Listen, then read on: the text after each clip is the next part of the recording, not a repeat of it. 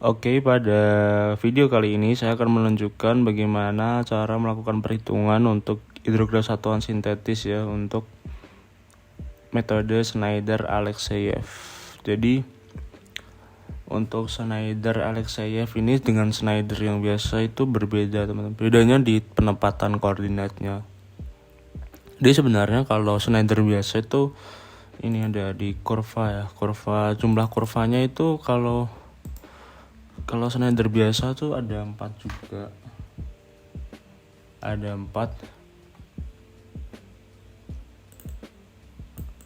Ada 4 ini, ada buat puncak ini ke 75 seperti ini. Tapi kalau di Schneider itu langsung pukul rata aja nanti. Dapat itunya di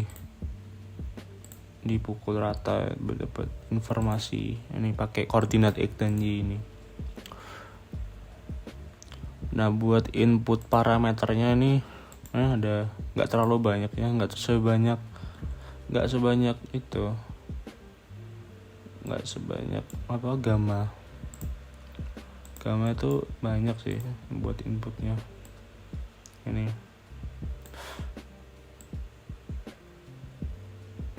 Nah, jadi seperti ini teman-teman buat inputnya. Ini ada luas das, ada panjang sungai utama, ada panjang sungai yang ke hilir titik berat. Ini curah hujan satuan ini 1 sih, hampir kayak Nakayasu, nilainya 1. Ini ada koefisien CT, CP, ini koefisien waktu dan debit. Nah, ini tuh nilainya tuh ya coba-coba kayak alfanya di Nakayasu. Jadi nanti ya kayak perlu dikalibrasi juga buat Schneider ini. Kalibrasi validasi ya mungkin. Nilainya seperti ini. Jadi ini nilainya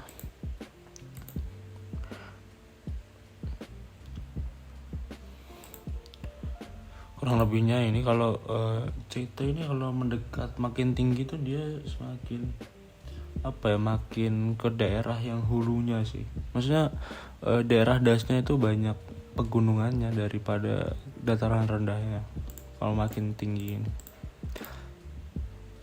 Sebaliknya dengan CP ini. CP kan koefisien debit, koefisien puncak ya. Ini 0,66.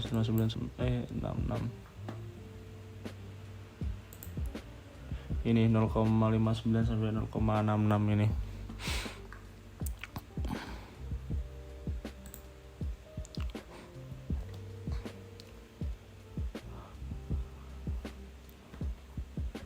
Terus ini ada menghitung nilai ini ATP pertamanya. Waktu ini bukan waktu yang ini ya, ke puncak itu bukan, beda nih TP-nya. Lebih ke time lag sih ini, time lag atau TL. Sama kayak time lag itu. Nah, ini. Mana ya? Inilah. Time lag.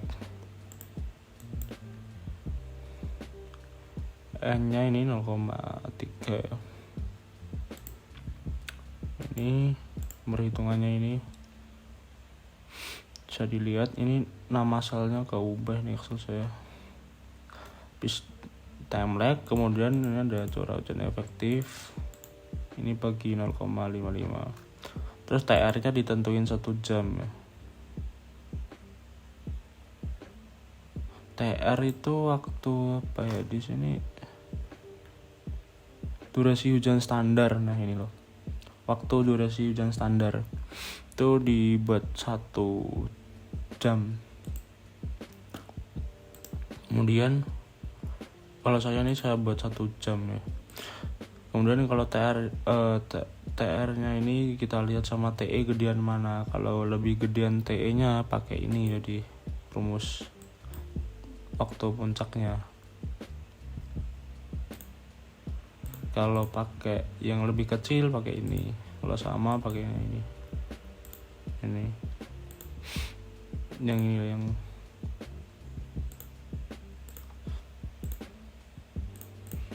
pakai itu. Kalau sudah, nanti ngitung debit puncaknya. Ini sebelumnya kita ngitung ini KP yang kecilnya dulu 0,278. Nah ini perlu diperhatikan, ini 0,278. Ini kan Schneider ini kan dari Amerika ya. Kalau di Amerika itu buat satuan hujannya tuh pakai sentimeter, sedangkan di Indonesia kan pakai milimeter. Nah kalau rumus aslinya ini 2,78 ya, karena Indonesia pakai milimeter makanya pakai 0,278.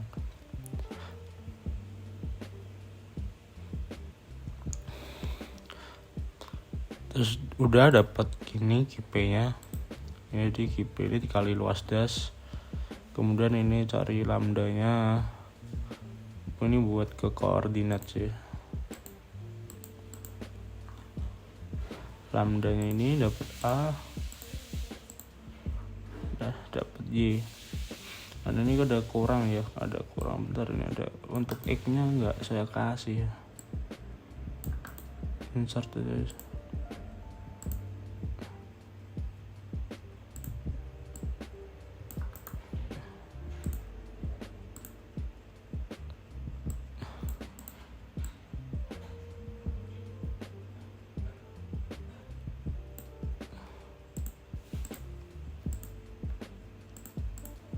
Ntar ordinat Y ini ganti, ini untuk X ya. Untuk X itu rumusnya T per TP. T per TP ini ya, T nya ini dibagi dengan TP yang dipilih.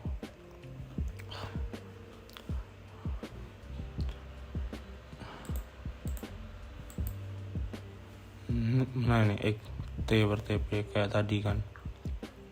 Nah kemudian kita mencari ini buat ini lambda sama alfanya tuh buat nilai Y nya. Ini kan ada ini min alfa nih.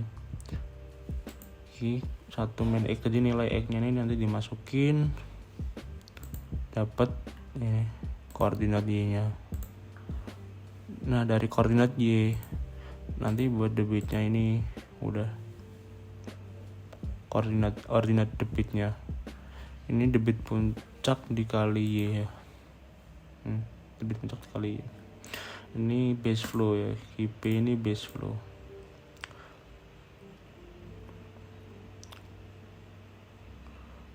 Nah ini makanya kan ini KT sama dengan puncak dikali Y. Nah nanti koordinatnya ini buat ngitung di ini sama dimasukin ke sini.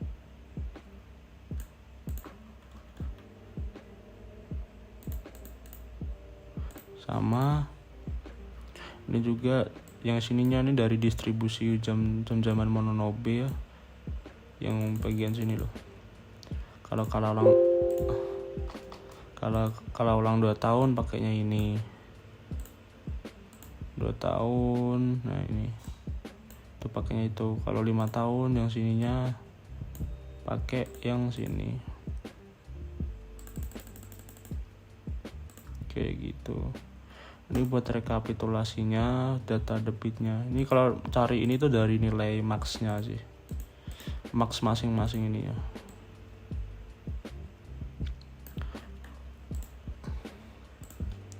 Ini kalau misalkan pengen nambahin base flow ya bisa gitu nih. Di sini kita masukin base flow yang KP ini dimasukin ke sana. Ini kok koma ini ada salah. Ini di bentar KB-nya kan ini.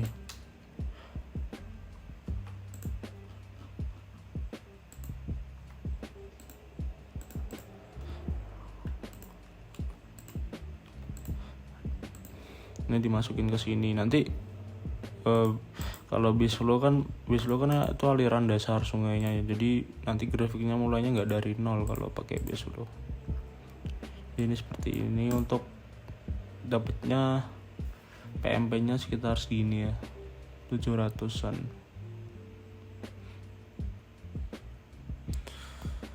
Jadi prosedur cara perhitungan buat Schneider-Alexeyev itu seperti itu teman-teman. Iya, UCT sama CP nya ini perlu dipastikan lagi sih benernya Makanya itu perlu dilakukan kalibrasi, validasi.